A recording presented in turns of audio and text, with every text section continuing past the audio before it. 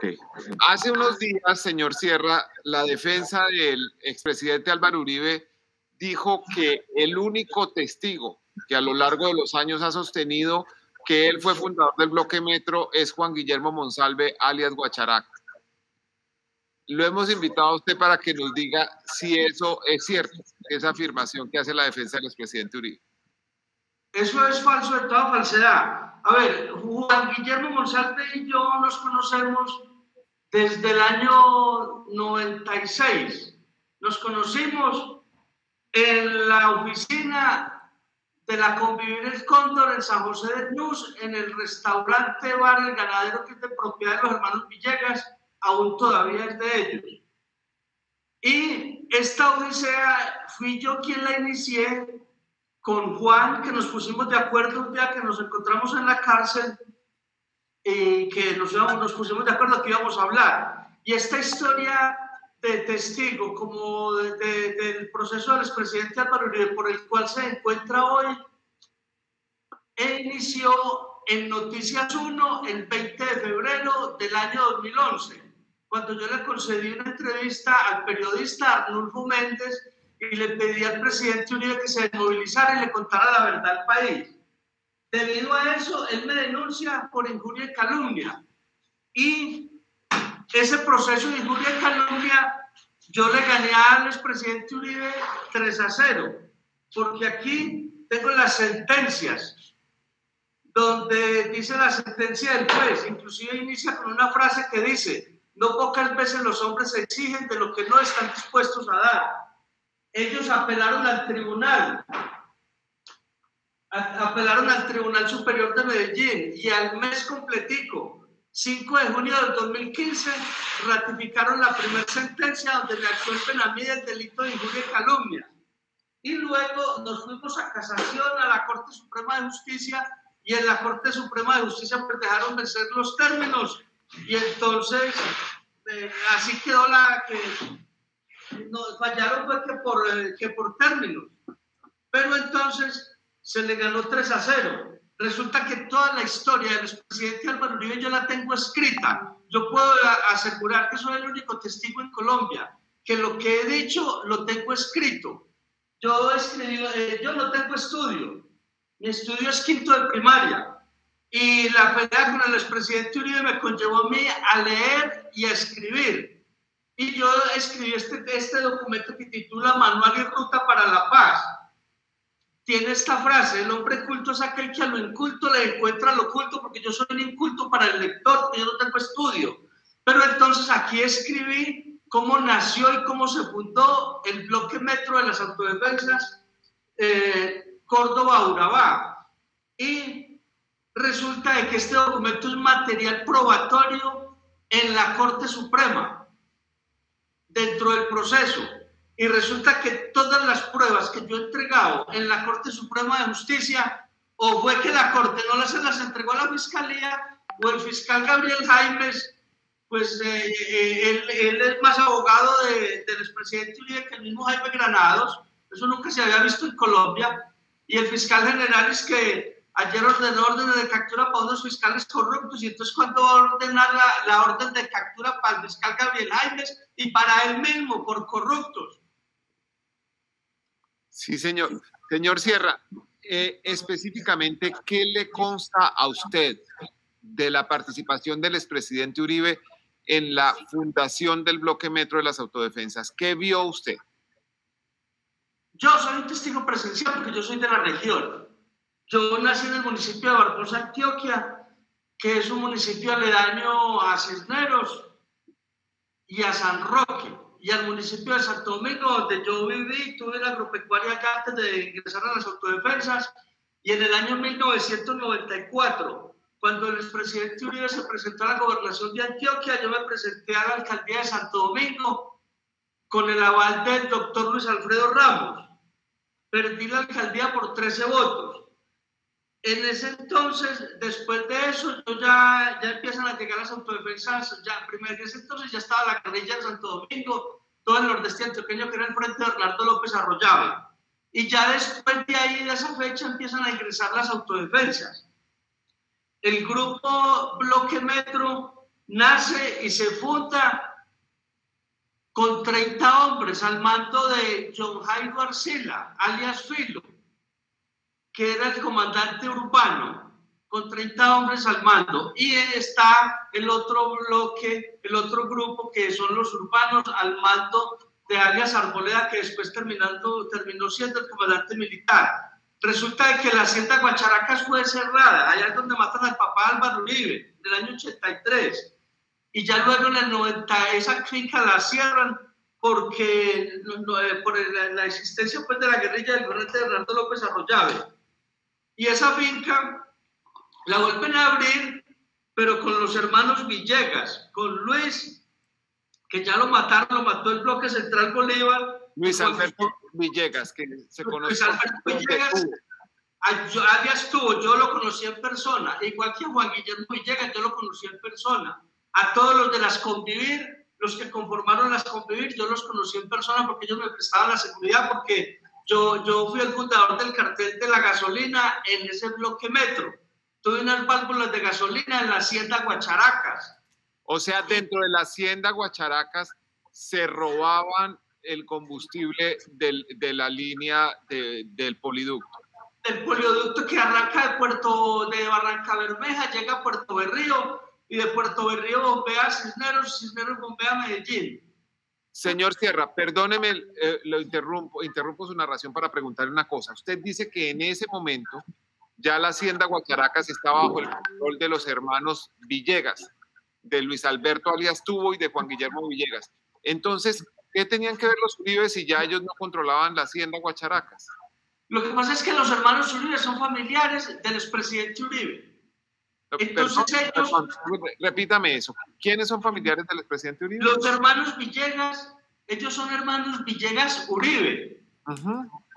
Y Álvaro Uribe, ellos son familia. Ellos tienen su parentesco familiar, ellos son familia. El expresidente Uribe ha dicho que no, pero admite que son amigos desde hace varias generaciones. Es decir, que el padre de los Villegas fue amigo de su padre, ¿no?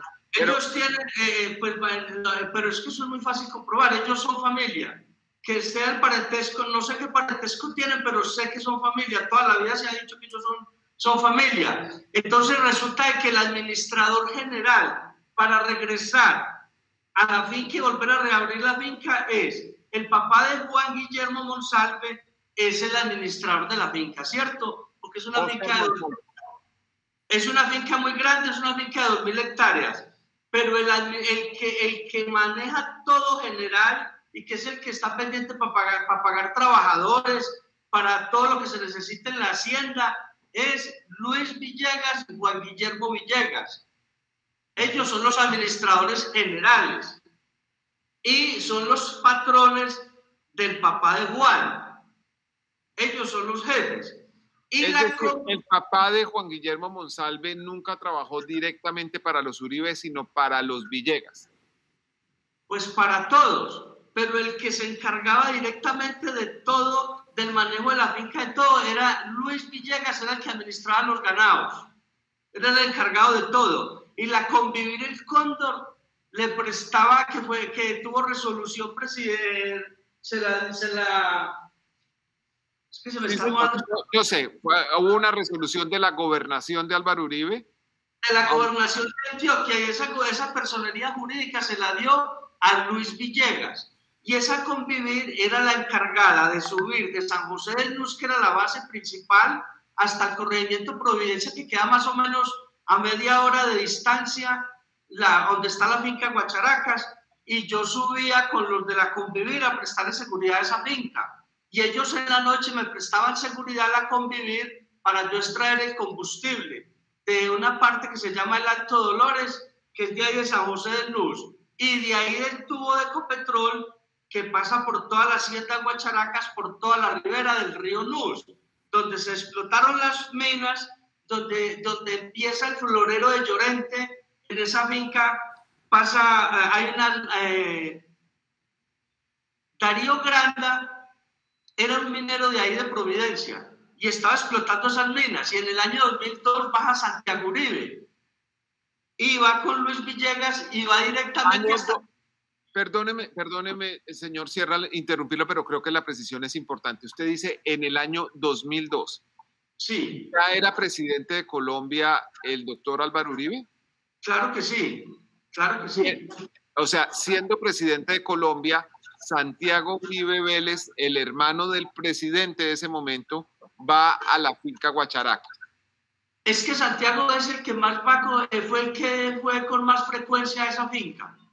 Él fue con más frecuencia. Entonces, bueno, lo que ocurre en ese año 2002.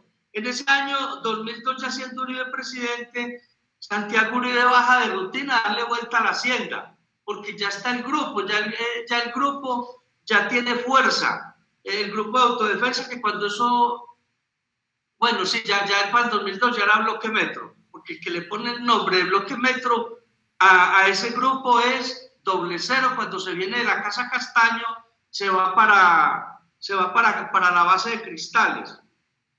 Y entonces resulta de que Darío Granda es un minero de Providencia, está explotando las minas que están en la ribera del Nus, pegadito donde pasa el tubo del polioducto de Ecopetrol.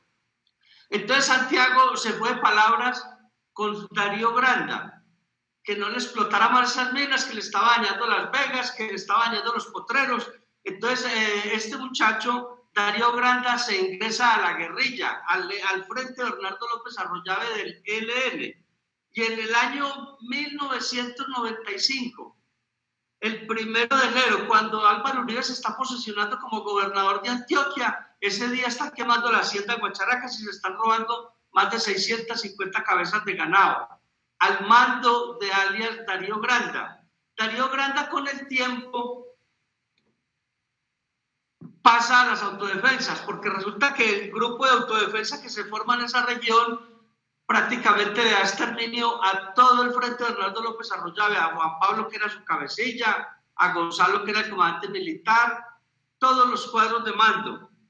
Y entonces cuando Santiago Uribe se da cuenta que J le dice, J es John Jairo Franco, alias J, que es uno de los fundadores, que era primo mío de Santo Domingo, le dice que Darío Granda está en un grupo de autodefensa en el Jordán, corregimiento de San Carlos, lo hacen llevar y a Darío Granda lo matan, en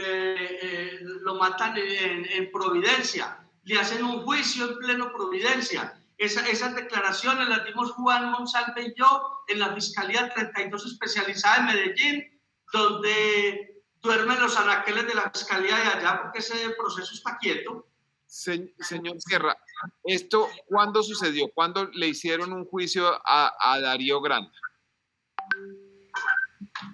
A Darío Granda le hacen el juicio, se lo voy a decir, sino que estos papeles aquí. No se preocupe, busque con paciencia, no hay problema.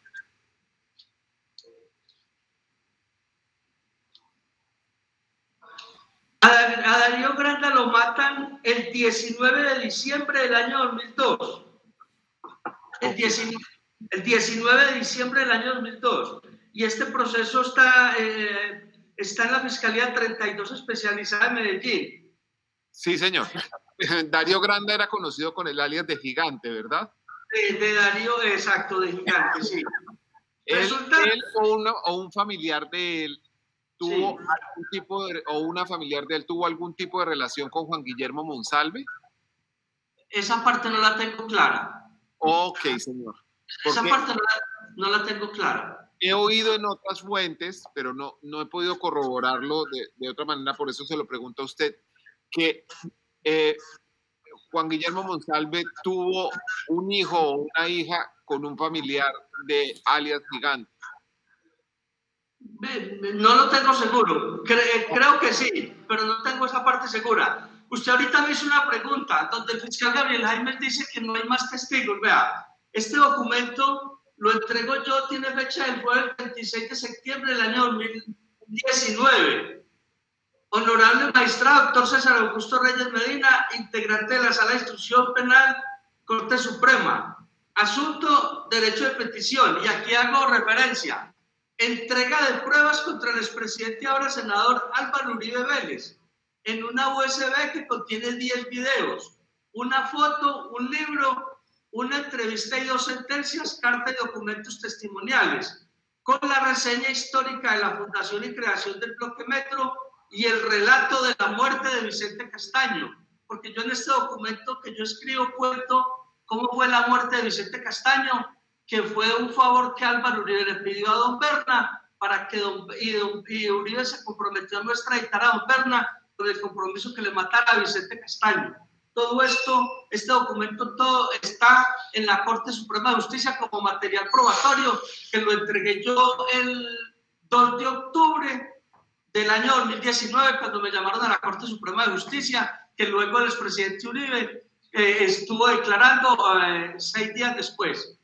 Señor, ¿cómo le consta a usted que el expresidente Álvaro Uribe pidió que mataran a Vicente Castaño y se lo pidió a don Berna? ¿Cómo lo sabe usted?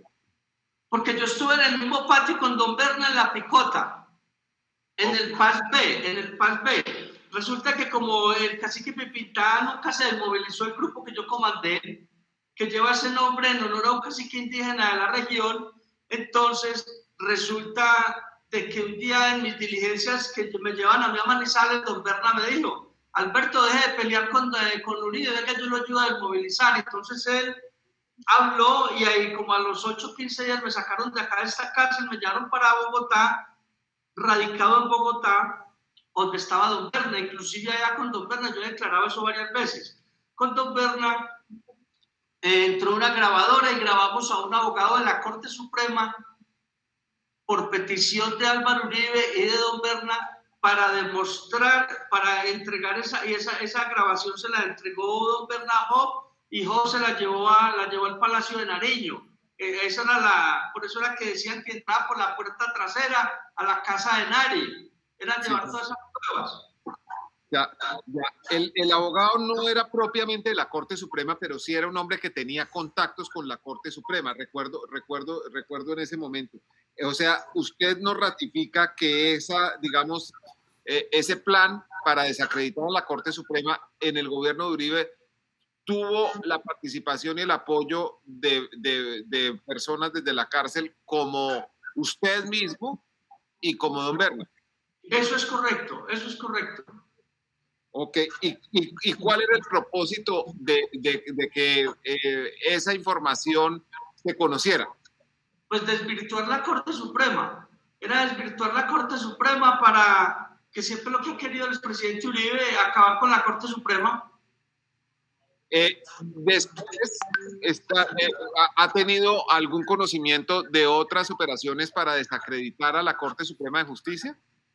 Pues donde yo haya participado, no. Que yo tenga pruebas, no. Ok, ¿usted conoció algo acerca del episodio de Tasmania?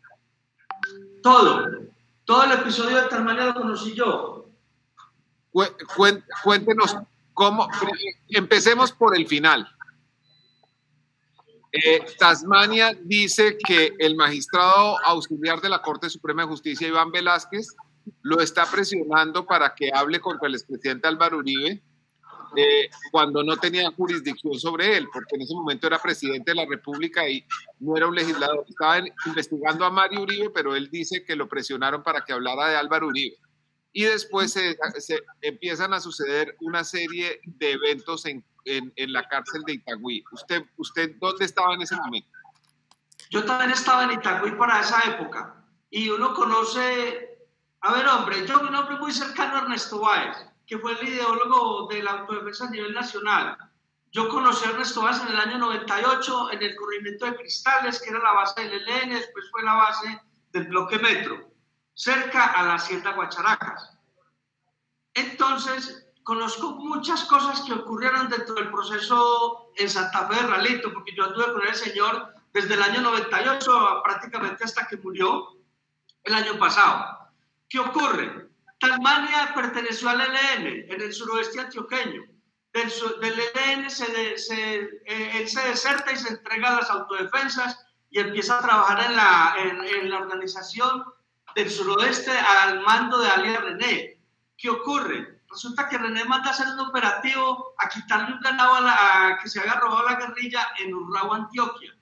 Ellos recuperan más de 400 cabezas de ganado el comandante militar Mackenson, todo, y Tasmania. Y resulta que ellos en la traída del ganado de regreso, pues para devolverlo a la gente que se lo había robado en el suroeste, ellos se sacan 70 cabezas de ganado para ellos repartirse entre los comandantes. Y resulta que René se dio cuenta y los declaró objetivo militar. Ellos en su momento se fueron a entregar donde mí, entonces yo les dije, yo lo recibo, pero el armamento se lo devuelvo a René, porque cuando eso se manejaba mucha camaradería entre los grupos de autodefensa. Entonces ellos no quisieron y se entregaron donde Carlos Castaño. Ya después, por medio de un señor, pues que no quiero mencionar para no meterlo en este problema, un señor cafetero que no quiero mencionarlo. ¿Es el señor Ernesto Garcés? Sí, digamos que sí. Entonces sí mencionémoslo de una vez y lo metemos en el problema, porque ¿qué hacemos? Porque si no, no podemos dar una versión parcial. No, sino que el señor pues ya tiene sus años, ya ese señor ya no tiene, creo que tiene Parkinson o bueno. Okay. Conclusión de la historia, resulta de que Tasmania, René tiene un problema con Santiago Uribe en Bolombolo, en una parte que se llama Peñaliza. En Bolombolo hay una trilladora de café de Don Ernesto. Ellos tienen un problema ahí porque resulta que René empezó a sembrar, es una región cafetera y René empezó a sembrar cultivos de coca. Entonces Santiago Uribe le dijo y Don Ernesto les dijo que esa región no la podían volver zona cocalera porque era una zona cafetera. René y Santiago Uribe se dieron mano a las armas, pues, sacaron las pistolas, pero bueno, no pasó nada. Después don Ernesto Garcés tuvo un enfrentamiento también con René, y René le manda a matar al administrador general, a don Ernesto. Estamos hablando de un administrador de más de 100 a 120 haciendas cafeteras que tiene don Ernesto Garcés en esa región. Él se llamaba Fernando Quijano, tenía su departamento de seguridad pues con armamento amparado y todo, y entonces lo matan. Inclusive la esposa de él era familiar de Doble Cero. Entonces ahí es donde se viene la guerra para matar a René. Entonces para matar a René contratan a Tasmania y un sargento Ramos que trabajaba en el Palacio de Nariño de la seguridad del expresidente Uribe, es el que va y le lleva el armamento a Tasmania y lo ingresa a la región para que le haga el atentado a René. A René le hicieron el atentado. ¿Quién se lo hace? Tasmania. Ya después Tasmania, René se va a vivir, se sale de la región y se va a vivir directamente a la casa de don Vicente Castaño a Urabá, porque René, en su momento ese grupo nace como Bloque Metro, pero René ya deja de copiarle a J y a Doble Cero, se independiza y sigue siendo su jefe natural don Vicente Castaño. Entonces... Perdóneme, señor Sierra. Sí. Yo lo tengo que interrumpir porque es una narración compleja, llena de circunstancias y de personajes, y quiero que nos quede claro qué pasó. ¿Quién mandó a matar a René con Tasmania? ¿Quién dio la orden de matarlo? Pues lo manda es Álvaro Uribe y el mismo Santiago Uribe, porque es que el sargento Ramos es adscrito a la seguridad del expresidente Uribe en la casa de Nariño. Ok. Y ¿René resulta... sigue vivo? ¿Ah? ¿René está vivo? René está detenido en la cárcel de Itagüí. Ok. ¿Y él sabe quién dio la orden para matarlo? Sí, pero lo que pasa es que René, como es tan amigo de ellos, él guarda lealtad y René ha venido aceptando todos sus procesos, pero René no habla, él no habla de ellos porque ellos son sus amigos. Digamos, es un raro sentido de la amistad uno ser amigo de quien lo manda a matar. Sí, pero inclusive el objetivo de ellos era matarlo, pero resulta que el coronel que captura a René inclusive le ofreció una plata para que lo soltara, le ofrece 3 millones de pesos. Y el coronel le dice, no, la orden es matarlo, pero tampoco lo va a matar, lo voy a entregar. Y eso fue, y cuando René cae a la cárcel, inmediatamente mandan los abogados y René pues llega a feliz término con ellos. René viene aceptando todos sus procesos, pero no está hablando de ellos. Les sigo la historia. René, sí. Tasmania cae a la cárcel. Entonces Tasmania quiere declarar todo esto ante todo lo que ocurrió ante el magistrado Iván Velázquez. Pero ¿qué ocurre? Resulta que a Talmania lo coge el Tuzo Sierra, lo coge el mismo Macaco, lo coge Ernesto Báez, y les dicen que no se vaya en contra de Uribe, que hagan una carta, y esa carta la hace creo que el que la hace es Ernesto Báez, el que escribe la carta, y se la mandan yo tengo el video de eso. Ese video es uno de los videos que yo entrego como prueba en la Corte Suprema de Justicia. Donde está ¿El video de qué? ¿El video de qué, señor Sierra? El video de lo que estoy hablando yo de esa carta, que el Tuzo Sierra reconoce de esa carta. Ah, ok, perfecto. El Tuzo Sierra reconoce la participación de él en la elaboración de esa carta. Entonces resulta que a Talmania quedaron de darle una casa de 400 millones de pesos en efectivo para que firme esa carta, para retractarse de lo que le había dicho el magistrado Velázquez a favor del expresidente Uribe. Y a cambio de esa carta fue que lograron sacar a Macaco de la corbeta y lo enviaron para acá, para esta cárcel de Cómbita, con esa carta.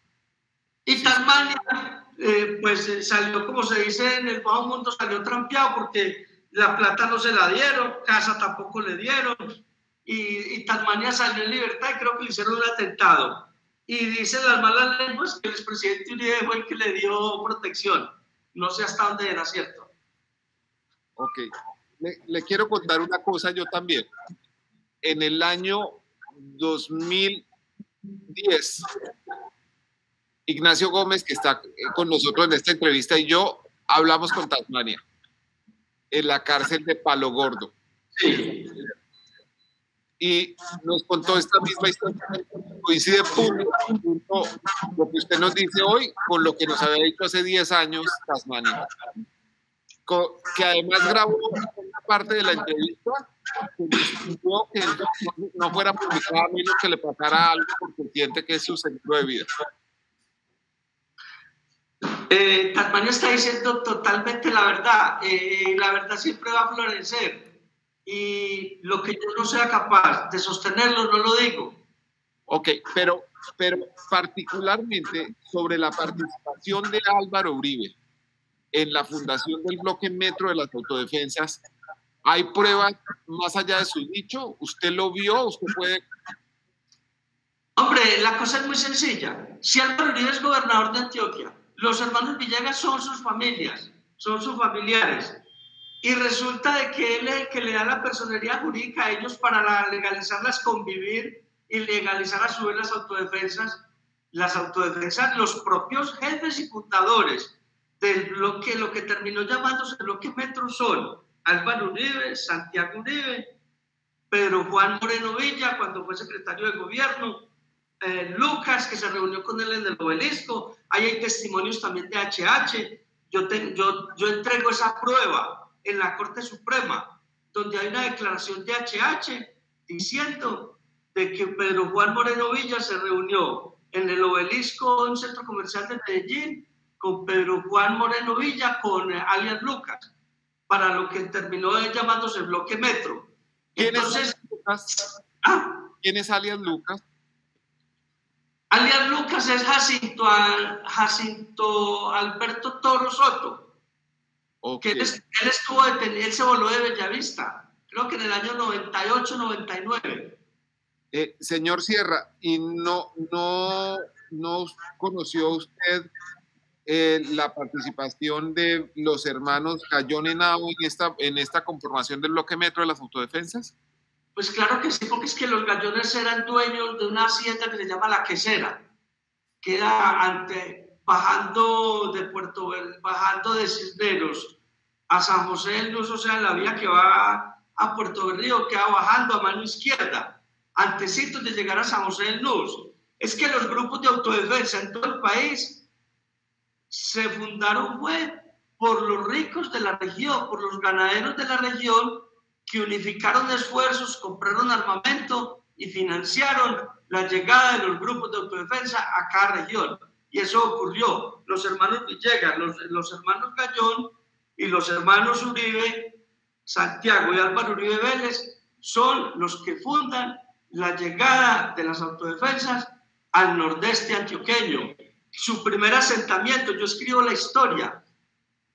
Alias Filo, un soldado del batallón Palaguas. El batallón Palaguas de Puerto Berrío, creo que tengo entendido que fue el primer batallón de soldados profesionales que existió en Colombia. Y allá había en Vueltacuña, una vereda que se llama Vueltacuña, que queda a 2 horas en chalupa del batallón Calibío, estaba la base del grupo de autodefensa de Puerto Berrío y Puerto Boyacá. Y de allá es que pasan a alias Filo, lo mandan para el lado de Puerto Berrío a montar, a iniciar el grupo, y la base fue la Hacienda Guacharacas.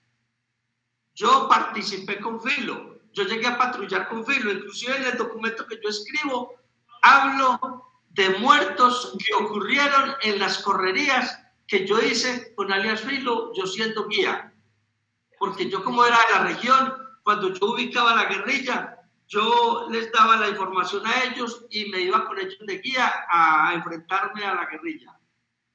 Cuando usted dice yo era guía, ¿quiere decir que usted no apretó el gatillo o usted sí llegó a matar gente? Pues claro que sí, no es que tengo más de 200 condenas, claro que sí maté, yo maté el cura de Aguadas, maté el alcalde de Aguadas, muchísima gente, unos donde yo maté y otros donde di la orden, pero en el bloque metro hablo de unos muchachos paisanos míos, inclusive hablo de los que cuando se roban los caballos en Guacharacas, Álvaro Carmona, que es una masacre, que yo hablo de Álvaro Uribe, que son 2 masacres muy seguidas, porque es que ese grupo de autodefensa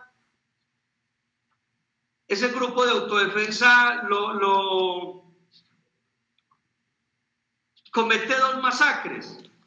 La primera masacre fue el 13 de julio del año 1996, fue en el corregimiento de Providencia. Eso queda pasando el río, mejor dicho, pasa usted la finca Guacharacas, pasa el río y ahí está la autopista. Está más o menos a 300 metros de la hacienda Guacharacas, donde ocurrió esta masacre. Y fue el 13 de julio del año 1996, corregimiento de Providencia, donde fueron asesinados Nicolás Alberto Mesa Saldarriaga, Darío Ceballos Gil, Luis Carlos Posada, Omar Alzate Madrid y Eliezer Osorio. Y le sigue la otra masacre, que fue el 14 de septiembre del 96. Fueron desaparecidos los comerciantes del municipio de San Roque, Miguel Amariles, Fernando Peláez, un menor de edad, y Álvaro Carmona. Todos eran amigos míos. Álvaro Carmona, yo con él montaba a caballo, tomábamos aguardiente, y este fue el que lo mataron a él porque él fue el que vendió los caballos que se robaron en la finca Guacharacas, y la guerrilla le entregó esos caballos para que los vendiera y les realizara la plata a ellos. ¿Esa es lo que se conoce como la masacre de los carniceros? Yo creo que sí. Esos señores... Ellos tenían puesto de carne en una de las plazas de mercado o algo así, ¿alguno de ellos? No, esa es otra masacre. Esa es otra masacre. Ponle cuidado, estos señores son unos comerciantes que se van de San Roque a revalidar los salvoconductos a la brigada de Puerto Berrío, a la a la brigada 14, sí, 14ª, a la 14ª brigada de Puerto Berrío a revalidar los salvoconductos y a comprar munición, y de regreso los mataron. Le voy a decir, la Convivir El Cóndor tuvo la resolución número 42378 del 18 de noviembre del año 1996, autorizada por Álvaro Uribe siendo gobernador de Antioquia. Pero, digamos, señor Sierra, en gracia de discusión, el gobernador Uribe podía otorgar licencias a una Convivir sin saber que eso se iba a convertir en un grupo paramilitar o de justicia privada. Pues él sabía todo. Lo que pasa es que le voy a decir esto. Para ese entonces, la región del nordeste antioqueño, prácticamente todos los pueblos estábamos secuestrados por tantísima guerrilla que había. Y cuando Álvaro Uribe se presenta a la gobernación, estos pueblos, siendo conservadores, Santo Domingo, Cisneros, Yolombó, Maceo, todos esos pueblos que son de política conservadora, le dieron el voto, o le dimos más bien el voto a Álvaro Uribe para saludar. Por dicho, los conservadores fuimos los que subimos a Álvaro Uribe a la gobernación de Antioquia. Es decir, había un entendimiento más allá de las diferencias de partidos en torno, digamos, a la necesidad de sacar a la guerrilla por el método que fuera. Por el discurso político del expresidente Uribe, por la venganza que él tenía con las FARC, por la venganza que él tenía por la muerte del papá. Entonces todo el mundo decía, o decíamos, este es el hombre que necesitamos para sacar las guerrillas de esta región. Decir Álvaro Uribe que no es fundador del bloque Metro es una gran mentira, porque él es el fundador, él es el jefe y fue nuestro referente político de las autodefensas a nivel nacional, como lo fue Stalin y lo fue Lenin para las FARC, y como lo fue Fidel Castro para el ELN, o como lo fue Mao Zedong para el EPL. Señor Sierra, en ese año 1995 usted ya era un paramilitar, ya había asesinado gente y se presenta a la alcaldía de Santo Domingo. ¿Estuvo a punto?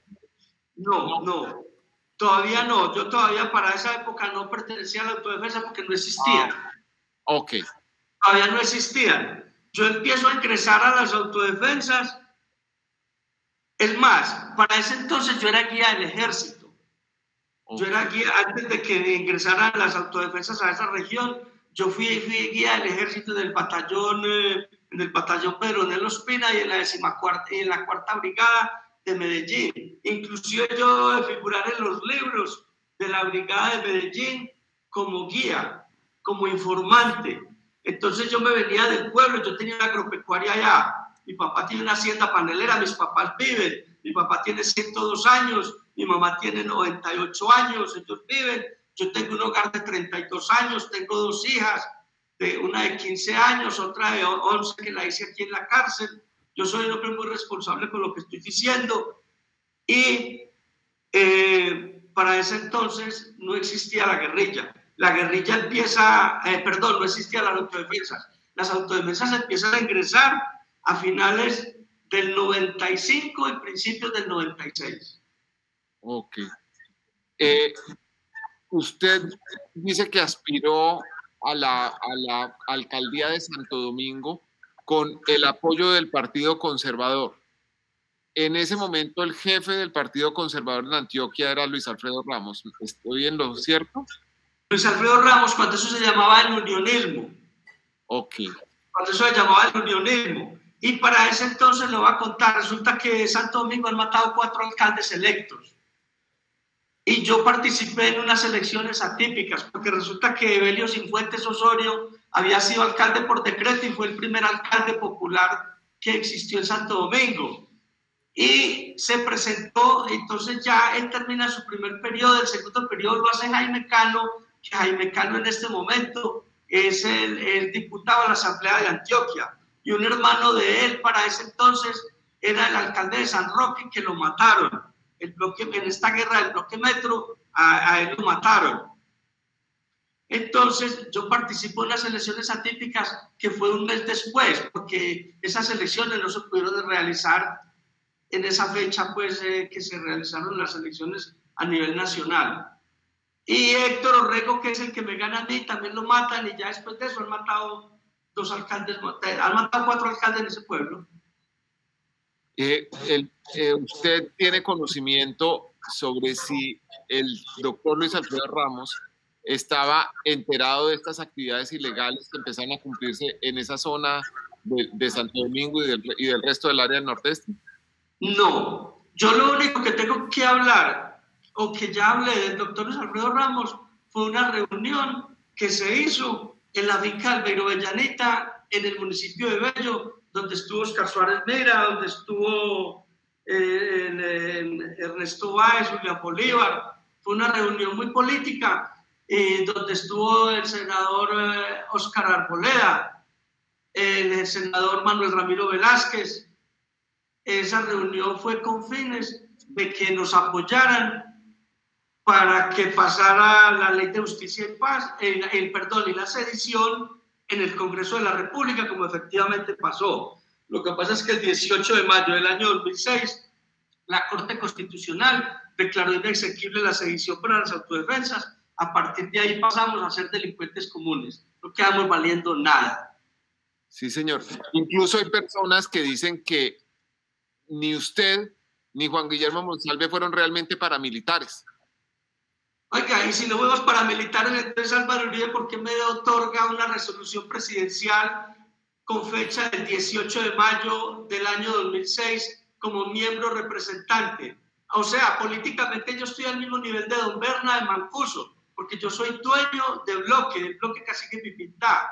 Y entonces, como me reuní con el comisionado de paz 4 veces de manera oficial, y entonces como en mi zona en el año 2013 da la unificación de la mesa de diálogo con el comisionado de paz Luis Carlos Restrepo, Monseñor Vidal, Monseñor García, el señor Sergio Caramaña, donde yo estoy montado, sale en las noticias RCN, donde yo salgo manejando una camioneta Ford Explorer robada y el comisionado de paz es el copiloto. Y entonces, ¿cómo es eso?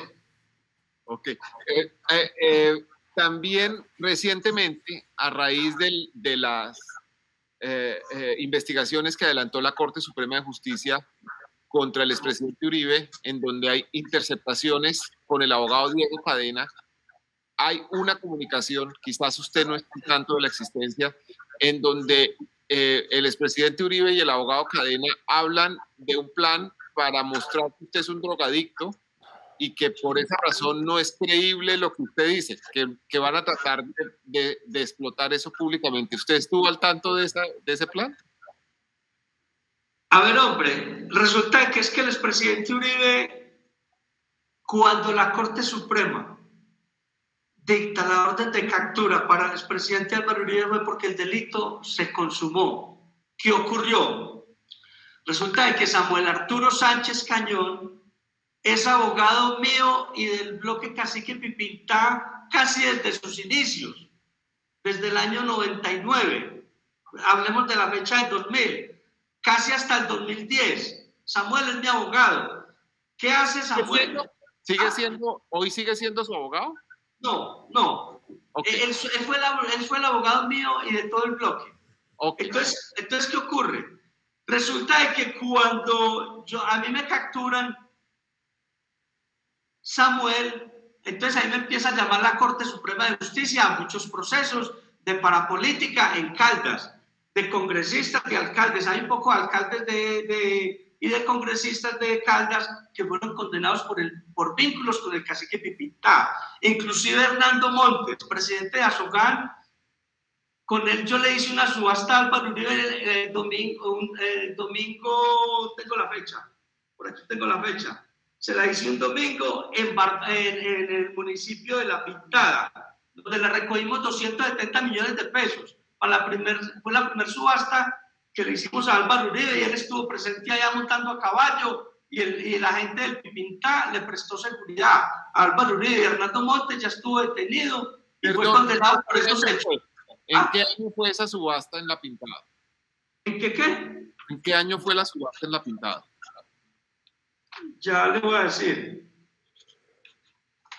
Esa subasta fue el...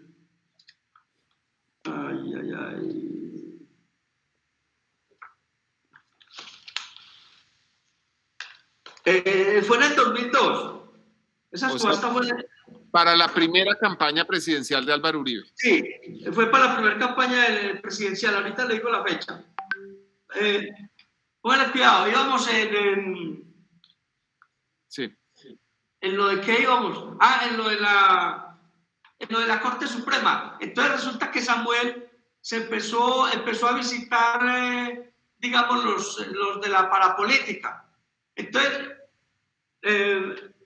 Samuel ahí es donde se hace amigo de Mario Uribe.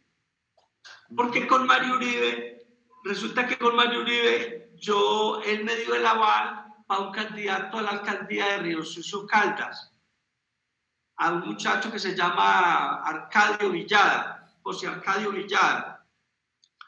Y Mario Uribe fue allá y le hizo proselitismo al candidato.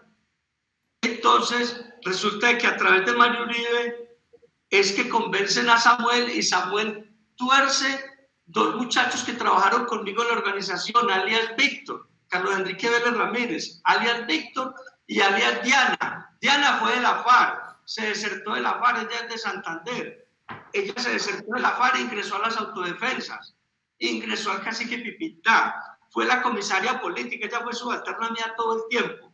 Fue la comisaria política, pero la comisaria política de hablarle a las tropas, de hablarle a las comunidades, y ya, pero la política pues de alta filigrana con los alcaldes y todo lo manejaba era yo personalmente. Entonces, ese delito está totalmente consumado. ¿Por qué?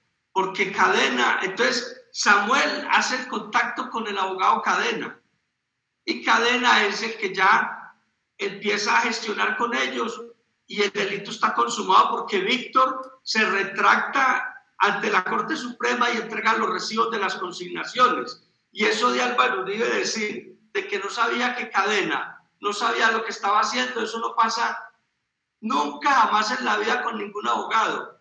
Nadie, absolutamente nadie en la vida, en ninguna empresa, contrata a un abogado y no sabe lo que su abogado está haciendo. Eso es falso de toda falsedad. Una pausa ahí. El papel del señor Samuel Arturo Sánchez Cañón. Él, por declaración de Diego Cadena y por declaración de otras personas, asegura que hubo una reunión en la cárcel Picota de Bogotá en donde Iván Cepeda lo presionó a usted y a Carlos Enrique Vélez para declarar en contra de Álvaro Uribe. ¿Esa reunión existió? Esa reunión nunca existió, eso es mentiras. Eso es falso. Es más, ¿cómo les parece que Víctor hace poco tiempo me mandó una carta?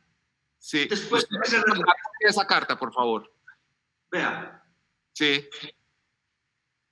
Esta carta. Y se la va a voltear. Pues si quiere la leo. Léame lo sustancial, que no sea demasiado largo. Pues vea, la voy a leer tal como está. Pablo, espero que se encuentre bien de salud. Me atrevo a escribirle esta carta por los acontecimientos que están pasando, como lo ha visto por los medios informativos. Mire, mi viejo, yo sé que yo nunca fui su santo de devoción, pero sin embargo yo le cumplí con las órdenes que usted me daba y las cumplí al pie y nunca fui filo de doble. Está pues mal escrito eso ahí. Como han sido muchos de sus pupilos suyos, oñañas como Jopra, Mario, Jonathan y Diana. Diana es la comisaria política. Empiezo con Jopra. Jopra fue el comandante de seguridad mío todo el tiempo. Yo tenía 12 escoltas, que era mi primer anillo de seguridad, y Jopra era el comandante de ellos. Empiezo con Jopra, porque cuando nos llevaron a Bogotá, vale, cuidado aquí. Empiezo con Jopra, porque cuando nos llevaron a Bogotá sobre el caso de Uribe y Cadena, se cagó y me dijo que con esta gente no se metía, pero sí me dijo que si usted lo nombraba en lo de la subasta de Uribe, lo iba a dejar a usted como un culo. Y mal, y habló con Macaco en la Picota y le habló muy mal de usted. Y cuando pueda que nos veamos con él, se lo sostengo, que usted sabe que yo no ando con tapujos, y usted como le sirvió y mire cómo le paga. Ojo con meterlo en sus cosas. Por eso usted me mandó a envenenar aquí, y que usted le dijo que yo había alcanzado a tomar agua, y mi respuesta fue que se le fue el tiro por la culata. Le dije yo a Jopra, si algún día nos podemos ver y hablar de tantas cosas que me contó.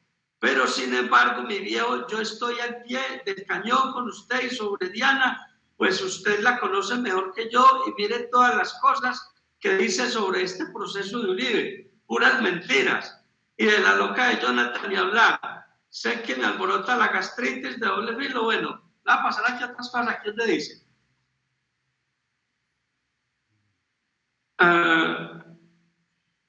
Hicimos que tiene conmigo, ya que era berraco para... no, es otro viejo que tiene que pagar los homicidios que tiene conmigo, ya que él era berraco para dar pedal y hacer matar a la gente así fuera por sospecha. Y ahora se caga de miedo y cree que se cree la Virgen del Carmen. el viejo HP, pero en la verdad de lo que es la verdad de lo que estoy diciendo, y ahora me toca a mí el turno. Yo sé lo que debo de corazón. Mil disculpas por haber dicho de esa falsa reunión con usted y Cepeda y yo. Pero como Samuel me dijo que es amigo de Mario Uribe y que este señor le dijo que usted debía quedar como un mentiroso, por eso me llegó a mí con esa propuesta. Y después ya llegó Cadena y ya sabe usted el resto, porque Samuel me dijo que se le abrió a usted porque usted iba a hablar de dichos señores. Y eso que falta, la masacre de Río Sucio, y se lo digo yo a usted, no lo voy a dejar solo, cuenta conmigo y ojo con Jofra, de verdad se lo digo. Ahí es más o menos pues el resumen de esa carta. Yo esa carta le puedo hacer llegar una copia. Muchas gracias, sí señor, le agradecería mucho. Pero es decir, Samuel Arturo Sánchez Cañón, que usted nos cuenta que fue siempre abogado del bloque paramilitar Cacique Pipintá, era también la persona que llevó a Cadena al tema de Carlos Enrique Vélez Ramírez. Claro, él es el que los presenta, claro, porque Samuel conoce toda la estructura del Cacique Pipintá. El Cacique Pipintá en su momento tuvo más de 70 hombres presos. Sí, y dicen que además hay un sistema de extorsión desde las cárceles en donde ha participado varios exmiembros del Cacique Pipintá y varios abogados. Incluso el señor Samuel Arturo Sánchez Cañón está en etapa de juzgamiento en este momento por otra extorsión y compra de testigos relacionados con alias Guacamayo y unos grupos de delincuencia que funcionaban en la galería de Manizales. ¿Usted está al tanto de eso? Sí, pero sí sé de eso, pero no tengo así pues como mucho conocimiento, no. Ok. Señor, otro tema medular en el proceso contra Álvaro Uribe ha sido decir que Juan Guillermo Monsalve, el otro testigo, no fue miembro nunca del bloque Metro. Usted es uno de los que dice que sí fue miembro, y la otra persona que decía eso es alias Rosco, que apareció suicidado, entre comillas, en circunstancias muy, muy discutibles en la cárcel de Barranquilla, porque pues parece que se ahorcó teniendo las manos atadas, de acuerdo con la primera versión del INPEC, que fue contradicha por la Fiscalía. Finalmente, ¿usted conoció a Monsalve como parte de esa estructura paramilitar? Pues claro, yo lo conocí uniformado y fusilado. Es que es más, resulta que es que todo el proceso de esto de la compra de falsos testigos Álvaro Uribe empieza a comprar falsos testigos es el 14 de septiembre, el 17 de septiembre del año 2014, cuando el senador Cepeda le hizo un control de debate, le hizo un debate político en el Congreso de la República. Y ese día Álvaro Uribe lleva dos grabaciones de dos testimonios que se llaman Ramiro de Jesús Henao Aguilar, alias Simón, y de Gabriel Muñoz Ramírez, alias Castañeda. Esas dos grabaciones las realizó un ex investigador del DAS que se llama Obed Herrera. Y esas dos grabaciones fueron las que Álvaro Uribe entregó en la Corte Suprema. El de esas grabaciones es un señor que fue alcalde de Amagá, que se llama Wilser Molina. Wilser Molina es el que los contacta a ellos dos. Ok. ¿Usted conoce a Wilser Molina? Claro que lo conocí en persona. Siempre entraba a la cárcel de Itagüí. Inclusive yo entrego como prueba una foto de Wilser Molina y Álvaro Uribe abrazados. La entrego yo como prueba en la Corte Suprema de Justicia. Esa foto reposa allá. Y resulta que Simón y Gabriel Castañeda, yo los vi llegar a Castañeda. Yo fui el que lo vi llegar en el año 99 a ingresar al bloque Metro, porque ellos eran unos ganaderos. Ellos eran 3 hermanos. A un hermano de ellos terminó siendo comandante militar, que le decían alias el Ciego, fue comandante militar del grupo de San Carlos, porque ellos se hicieron muy amigos de Doble Cero, porque Doble Cero era oriundo de San Carlos, y ellos tenían las propiedades allá, y entonces por eso es que ingresan para recuperar esas tierras que les había quitado la guerrilla. A ellos fui yo el que los vi llegar. A ellos les dieron una plata para que se fueran en contra mía. ¿Cómo van a decir que yo no pertenecí, por Dios bendito? Y entonces... Y Wilser Molina, usted lo conoce en la cárcel de Itagüí, no lo había conocido antes. ¿En qué condición lo conoce en la cárcel de Itagüí? ¿Cómo qué? ¿Como abogado? Yo lo conocí como abogado, él ya se había retirado del CTI, él trabajó en el CTI. Sí. Él se había retirado y se dedicó a litigar en las cárceles, y entonces él como que era abogado de René y otros comandantes de autodefensa, y él conoce a Simón y conoce a Castañeda, y él es el que hace el enlace y se consigue estos dos testigos para que Uribe lleve como pruebas a la Corte Suprema de Justicia. ¿Usted sabe de alguna relación entre Wilser Molina y alias Rogelio, que fue jefe de la oficina de Envigado? Pues tuvieron que haber sido compañeros de trabajo, porque Rogelio también fue del CTI. Ok. Rogelio ingresa a la oficina, es porque Rogelio en su momento fue el abogado, era como decir el escolta de alias Semilla, el hermano de don Berna. Entonces cuando alias Semilla tenía que ir a visitar a don Berna a Urabá, Rogelio era el que lo escoltaba, era la chapa para pasar los retenes. Entonces Rogelio es donde se hace muy amigo de don Berna, y cuando matan a Semilla, don Berna le da todo el poder a Rogelio. Rogelio es oriundo de Alejandría, Antioquia, y una hermana de él fue fiscal, que fue la primera que se fue para Estados Unidos. Cruz Elena Aguilar. Inclusive todos los de la oficina se disgustaron mucho, porque el que debía haber sucedido a alias Semilla no era Rogelio, sino Danielito, que tenía más antigüedad y era propia oficina. ¿Y qué pasó con Danielito? ¿Qué le sucedió? Pues Danielito, como decimos nosotros en el bajo mundo, fue un bruto, porque Danielito era el del poder, mejor dicho, después de Rogelio, yo los conocía a todos en persona, pero resulta que Danielito se alió mucho con Macaco para tomarse en Medellín, y cometió el error de matar al jefe máximo de la propia oficina, a Gustavo Pegui. Y al matar a Gustavo Pegui, que era el jefe de todos ellos, se maduró Danielito, y por eso lo mata a la misma oficina, y lo tiraron al horno crematorio que él mismo fundó. ¿Y en dónde queda ese horno crematorio? Pues se dice que en Envigado, yo el sitio exacto no lo sé, pero allá quedó Danielito. Lo único que alcanzó a decir Danielito cuando ya entró llega a la reunión, que se da cuenta que lo van a matar, lo único que alcanzó a decir Danielito fue: les pido un favor, por favor no me torturen y respeten los bienes de mi familia. Y así fue. ¿Le cumplieron con eso? Sí. En este tema, Álvaro Uribe, les han sucedido cosas en un momento o en otro. Por ejemplo, a Juan Guillermo Monsalve trataron, según su dicho, de cambiarle su testimonio a través del abogado Diego Cadena y de otra persona del Huila conocido como el alias de Caliche. ¿A usted lo han presionado para que cambie su testimonio? Hombre, nunca.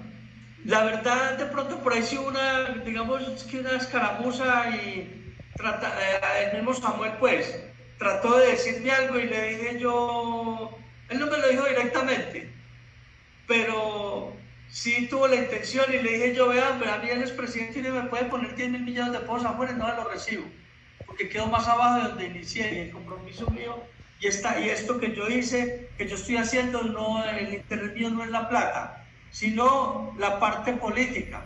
¿Por qué termino yo hablando del expresidente Uribe? Porque Uribe es la cabeza mayor. Uribe, nosotros lo subimos a la presidencia en la primera y en la segunda. Creímos en él, le entregamos 17.000 fusiles, desmovilizamos 32.000 hombres.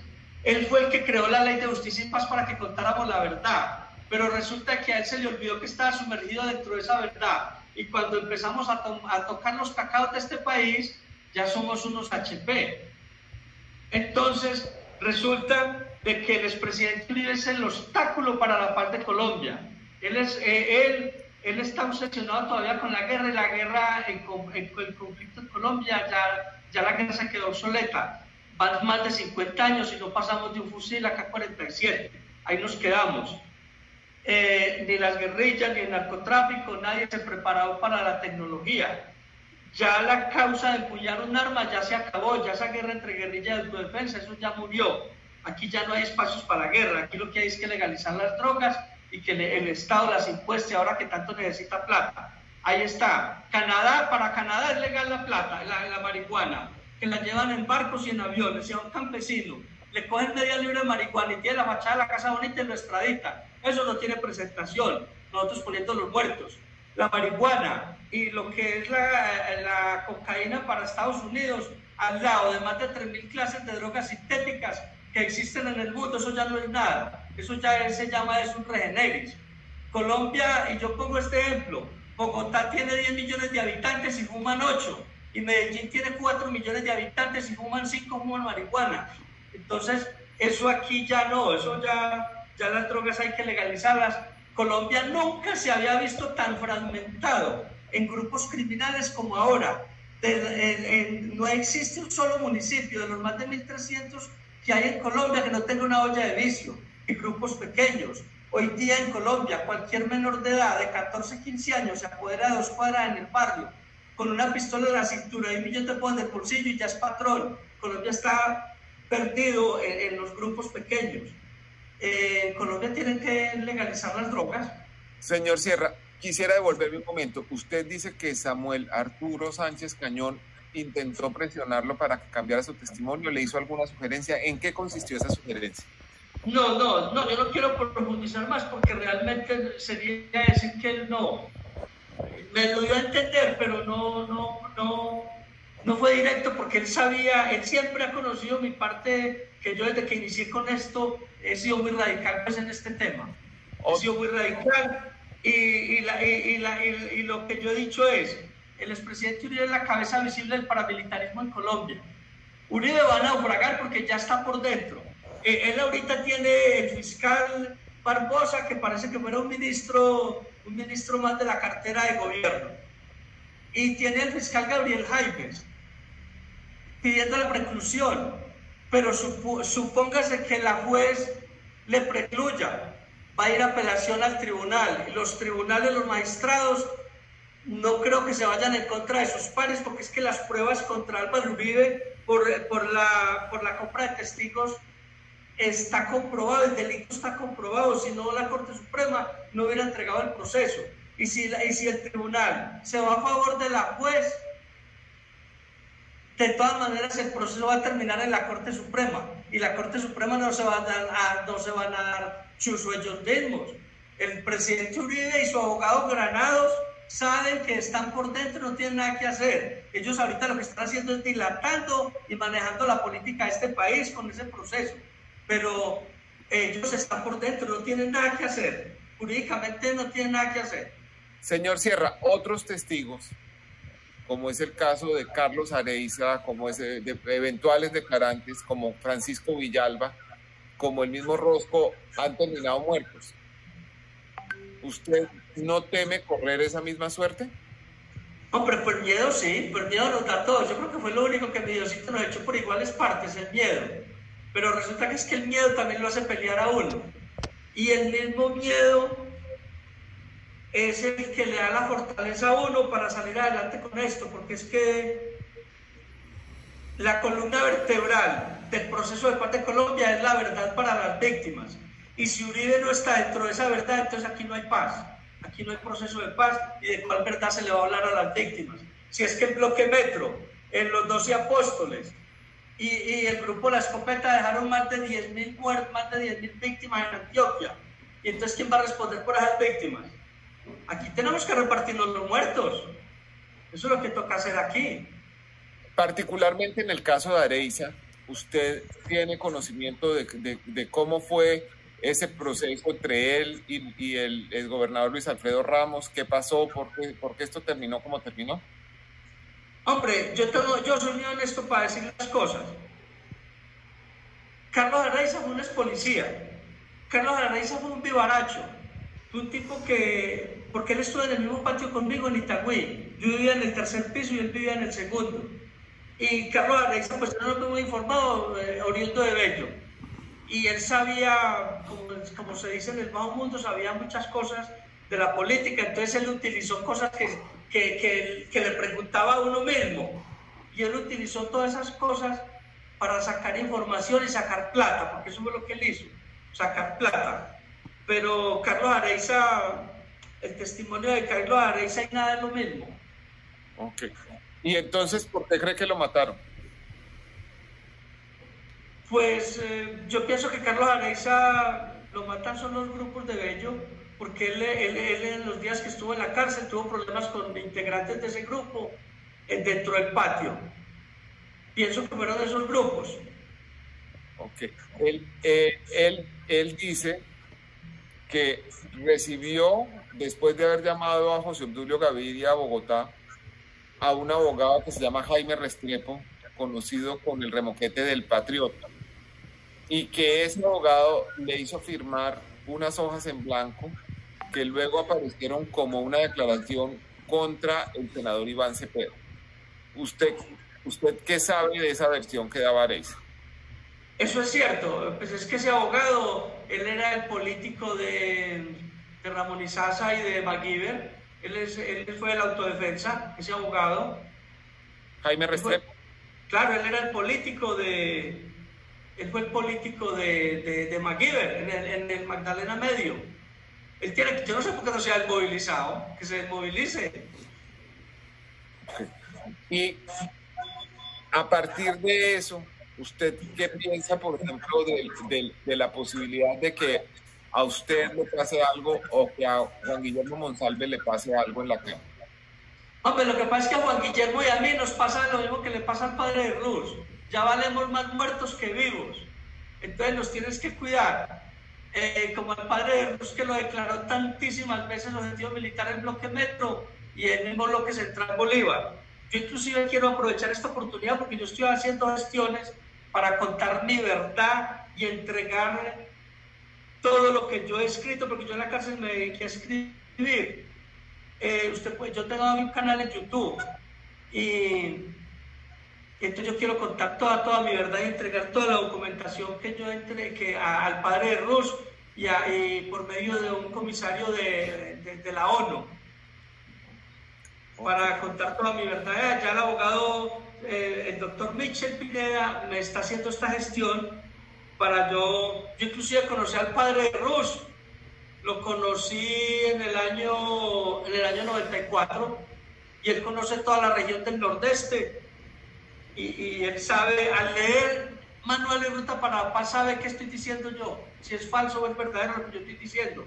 Yo a la Corte Suprema le estoy diciendo que mande unos investigadores a la región del Nordeste para que se investigue si es falso o es verdadero todo lo que yo tengo escrito en el documento que entregué como material probatorio ante la Corte Suprema de Justicia. Claro, lo que pasa es que la Corte Suprema de Justicia perdió la competencia para investigar al expresidente Álvaro Uribe, ya que él no es senador. ¿Cómo le parece que yo entablé una tutela? Porque es que yo hice una tutela para devolver el caso del expresidente Uribe a la Corte. La pregunta mía es muy sencilla. ¿Por qué a más de 60 congresistas que renunciaron a su fuero sí los pudo condenar la Corte Suprema y a Álvaro Uribe no? Entonces, en base a esos artículos y a esas sentencias, es que yo me pegué para hacer la tutela. Pero resulta que la tutela la radico yo el viernes 23 de octubre del año 2020 y esta es la hora que no me han respuesto la tutela. Y hice un derecho de petición que lo radiqué hace poquito, que lo radiqué ahorita el jueves 4 de marzo de 2021 y tampoco he tenido respuesta. Ahora me va a tocar en tutelar este derecho de petición. Imagínense que la Corte Constitucional, la madre de la justicia, y no responde una tutela, como que les va a quedar grande. Yo les dije al final de esta derecho de petición que si no iban a ser capaces de responder esta tutela, que quemaran las togas y renunciaran entonces porque les quedó grande. Señor Sierra, muchas gracias por esta conversación. Yo creo que es muy útil y me va a servir mucho para orientarme en unos temas.